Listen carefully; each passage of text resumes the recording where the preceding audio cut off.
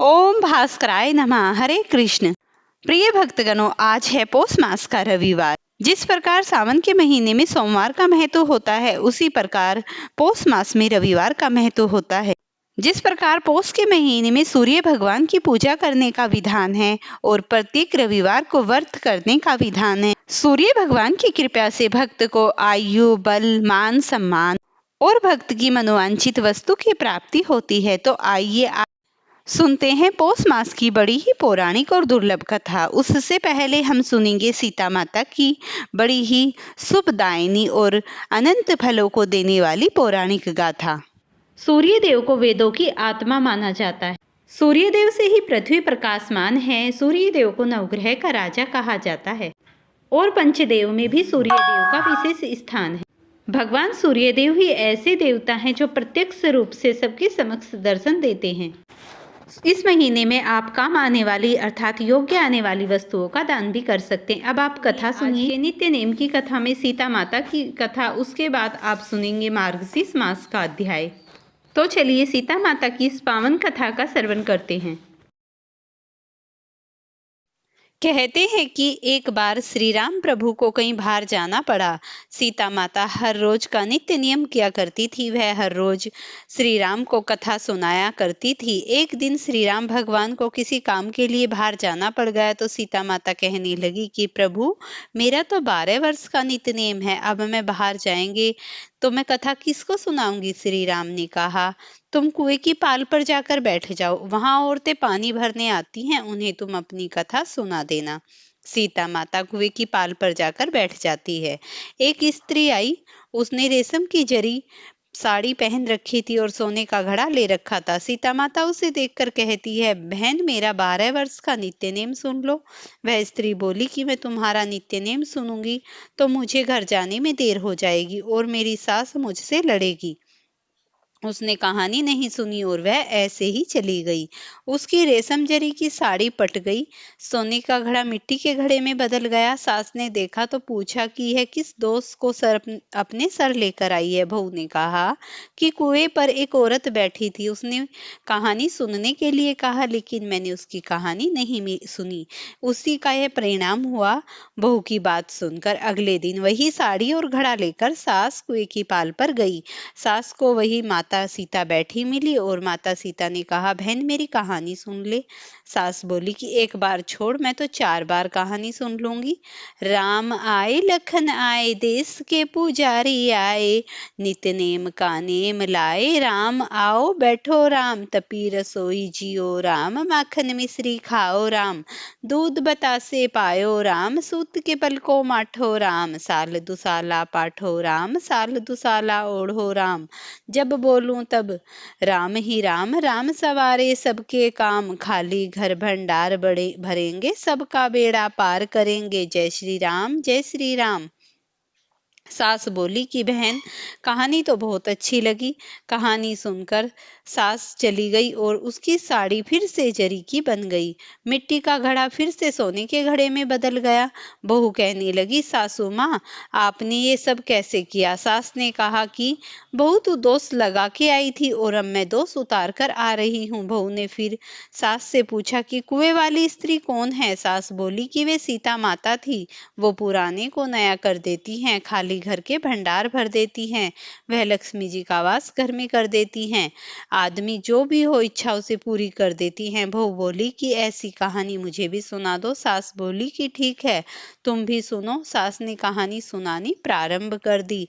राम आए, लखन आए, देश के पुजारी आए, नित्य नेम का नेम लाए। आओ राम बैठो राम, तपी रसोई जियो राम, माखन मिश्री खाओ राम, दूध बतासे पायो राम, सूत के पल को माठो राम, साल दुसाला पाठो राम, साल दुसाला ओढ़ो राम, जब बोलूं तब राम ही राम, राम सवारे सबके काम, खाली घर भंडार भरेंगे, सबका बेड़ा पार करेंगे, जय श्री राम, जय श्री राम, राम राम जय जय राम। कहानी सुनकर बहू बोली कि कहानी तो बहुत अच्छी लगी।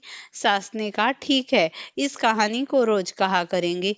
अब सास बहू रोज सवेरे उठती, नहाती धोती और पूजा करने के बाद नित्य नेम की कहानी सीता माता से कहती। एक दिन उसने यहाँ एक पड़ोसन आई और सास बोली कि बहन जरा सी आँच दे देना। वह पड़ोसन उसकी सास को कहने लगी। वह बोली कि आज तो अभी हमने जलाई ही नहीं। पड़ोसन ने कहा तुम तो सवेरे 4 बजे उठकर क्या कर रही हो फिर? उन्होंने कहा कि सुबह उठकर हम पूजा करते हैं, फिर सीता माता की नित्य-नेम की कथा कहते हैं। पड़ोसन ने उसकी बात सुनकर फिर कहा कि सीता माता की कहानी कहने से तुम्हें क्या मिला? वो बोली कि इनकी कहानी कहने से घर में भंडार भर गए, सारे काम सिद्ध हो गए, मन की इच्छा पूरी हो गई। पड़ोसन कहती है फिर तो ठीक है बहन, इस कथा को मैं भी कहूंगी। वह बोली ठीक है, तुम भी इस कहानी को सुन लो। सास कहानी सुनाने लगी। आए राम लखन आए, देश के पुजारी आए, नित्य नेम का नेम लाओ, आओ राम बैठो राम, तपी रसोई जियो राम, माखन मिश्री खाओ राम, दूध बतासे पायो राम, सूत के पलको माठो राम, साल दुसाला पाठो राम, साल दुसाला ओढ़ो राम, जब बोलूं तब राम ही राम, राम सवारे सबके काम, खाली घर भंडार भरेंगे, सबका बेड़ा पार करेंगे, जय सिया राम जय सिया राम, जय जय राम। सारी कहानी सुनने के बाद पड़ोसन कहने लगी बहन कहानी तो बहुत अच्छी लगी। अब वह पड़ोसन भी नित्य नेम सीता माता की कहानी कहने लगी। कहानी कहने से सीता माता ने पड़ोसन के घर में भी भंडार भर दिए। हे सीता माता, जैसे आपने उनके घर में भंडार भरे वैसे भी आप हमारे घर के भंडार भरना। कहानी सुनने वाले और कहने वाले सबको सुखी जीवन देना, सबकी परेशानियां हरना और सबके जीवन में खुशहाली भर देना। प्रेम से बोलिए जानकी माता की जय। अब आप आज का नित्य प्रति महात्म सुनिए। हे साधो, तू वाणी द्वारा तो अखल अखल ऐसे उच्चारण करता है, किंतु उसे अखल को तुमने जानना पहचानना नहीं। उस अखल को जान लो तो मेरे अंदर आनंद उमंग की लहर उठ रही है, उससे परिचित हो जाएगा। ऐसा होने पर फिर संसार के दुखों से दुखित नहीं होगा, वह आनंद तुझे अपने में डुबाए रखेगा। ऐसा कौन सा कर्म है जो तू करता है, ऐसी कौन सी पूजा है जिसे तू परमानंद की अनुभूति हो सके? तो तू ही है सच्चा सच्चिदानंद रूप। तेरे स्वरूप की तुलना किससे की जाए? ऐसा कुछ भी नहीं जो तुम्हारी बराबरी कर सके। देवजी कहे सबद मत कहे, तेरे जीव को भलो होवे, तेरा जीव काया छोड़ी सी, जसी अढ़ोई घड़िए सुरंगे जोशी। सूर्य हायो देवजी आनी नाही, इहे थे सुरंग दिए, औरों ने घृणा घना वर्ष हुआ, भजन मगती करता ते, जहाँ कर दे कहीं न देवजी आनी, माणियो रूप पर। उस साधु के मन में उस स्त्री के प्रति रोष था, क्योंकि उसने जम्बूजी को पाखंडी कहा था। वह कुछ अपशब्द कहने लगा, जम्बूजी ने रोक दिया और ऐसा किया कि प्रीति मत बोलो, अब पीछे की बात को भूल जाओ, तुम्हारा भला हो जाएगा, तुम्हारा जीव तुम्हारी काया को छोड़कर चला जाएगा, तो अड़ाई में मत पड़ो और स्वर्ग पहुंच जाओगे। साथियों ने पूछा, हे देव जी, साधु ने तो आपसे संपर्क सत्संग किया है नहीं, सिर के बाल कटवाए ही नहीं, नियमों का पालन किया ही नहीं, पहल भी ग्रहण नहीं किया, इससे आपने अति शीघ्र ही मूल होने का वरदान दे दिया। हम लोगों को तो देखिए, जो दूसरों को बहुत वर्ष हो गए आपकी सदगति करते हुए भी पहचाना नहीं, क्योंकि भणता क्यों नहीं भरता। अन्य अनेक क्षत्रिय वैश्य आदि के आगमन पर जम्बोजी ने बतलाया, एक समय जाट रजपूत मुंडिया ने करलेव देव जी के दोवाणी आया थे, जथो मरो जिसड़ो ज्ञान पहरो, कोई नहीं मुंडिया कहे थे, इस ठिकाना न अतीत जम्बोजी ने वाक्य कहे। एक समय राजपूत एवं जाट बहुत सारे एकत्रित होकर एक साधु मोड़ को एक साथ लेकर संभल थल पर देव जी के पास आए और कहने लगे कि आप समझाते हुए कि मैं लोगों को प्रमोद जान देता हूँ, जागृत करता हूँ, किंतु हमारे जैसे ज्ञान आपको नहीं। हाँ, तुम तो ज्यादा ज्ञानी हो। साधु मुंडिया कहने लगे, आप आम या मठ के साधु हैं, आप कौन सी परंपरा से संबंधित हैं?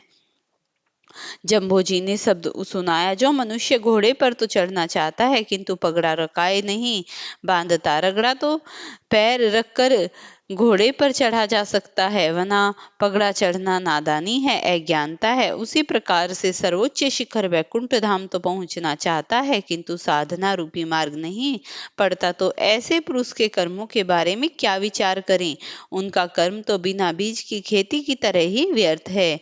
जो शुद्धि पवित्र आत्मा है वह कहीं भी आकर मिलेगा, और जो कठोर अपवित्र अब्दुल्य होगा वह दोज नरक में गिरेगा। इसीलिए आप लोग पहले बिना सोचे विचारे इस संसार में जितने भी जन्म लिए हैं वह अपने पूर्वकृत कर्मों के अनुसार जैसे भी जीवन व्यतीत कर रहे हैं उन्हें पूरी आजादी है, क्योंकि उनके कर्म को मिटाया नहीं जा सकता, किंतु मरने पर दूसरों के हाथ चढ़ जाएगा, स्वयं पराधीन हो जाएगा, कुछ भी करने में स्वतंत्र नहीं होगा। यह स्वतंत्रता की जीत है। जो व्यक्ति हाथ से ही नहीं धोता, पैरों से भी नहीं धोता, सान आदि शुद्धि क्रिया भी नहीं करता, ऐसे गंवार मूर्ख पुरुष को शुद्धि एवं बुद्धि कहाँ से आएगी। हे साधो, आपने पूछा कि मैं कहाँ का साधु हूँ। सुनो, मैं वैकुंठवासी विष्णु हूँ। प्रहलाद की रक्षा हेतु जब मैंने नरसिंह का रूप धारण किया था, तब हिरण्यकश्यप को मार का तथा प्रहलाद को वचन दिया था, उन वचनों को मैं पूरा करने के लिए यहाँ आया हूँ। वैसे असली मेरा पता पूछते हो तो सुनो, मैं अत्यंत युगातीत गए देखता हूँ। मैंने प्रलय एवं सृष्टि की संरचना देखी है। शून्य मंडल का राजा हूँ। शून्य मंडल ही मेरा निवास है और मैं ही मंडल का मंडलेश्वर हूँ। मुंडिया कह गई, और इस प्रकार मैं ही सर्वदेवों का ज्ञाता हूँ। प्रेम से बोलिए श्री हरि विष्णु भगवान की जय हो। प्रिय भक्तों, वीडियो पसंद आई हो तो लाइक शेयर और चैनल को सब्सक्राइब करें।